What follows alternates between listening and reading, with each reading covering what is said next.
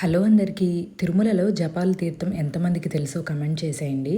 సర్వదర్శనం token night 9:00 వచ్చింది కాబట్టి ఆఫ్టర్నూన్ లంచ్ చేసుకొని తిరుపతి నుండి అయితే స్టార్ట్ అయిపోయాము.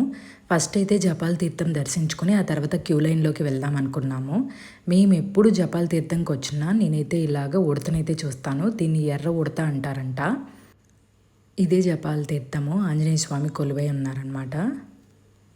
కొన్ని ఇయర్స్ క్రితం ఇక్కడ జపాల తీర్థం ఉందని చాలామందికి తెలియదనమాట. ఇప్పుడు బాగా డెవలప్ చేసి నీట్గా అంతా బస్సెస్ కూడా ఫెసిలిటీ అరేంజ్ చేశారు.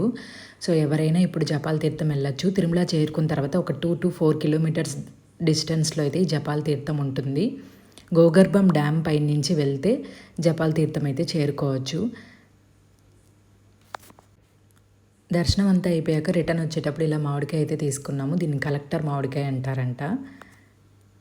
మీలో ఎంతమందికి ఇలాగా బయటికి దర్శనానికి గుళ్ళ దగ్గరికి వెళ్ళినప్పుడు ఇలా రాళ్ళు పెట్టే అలవాటు ఉంది? చూసారు ఎంతమంది పెట్టారో. అసలు రాళ్ళే దొరకలేదు మాకు. మా అక్క అయితే ఒక రాయి తీసుకొని పెడుతుంది. లైఫ్లో ఒక్కసారైనా దర్శించుకోవాల్సిన పుణ్యక్షేత్రం జపాల తీర్థం. Please subscribe.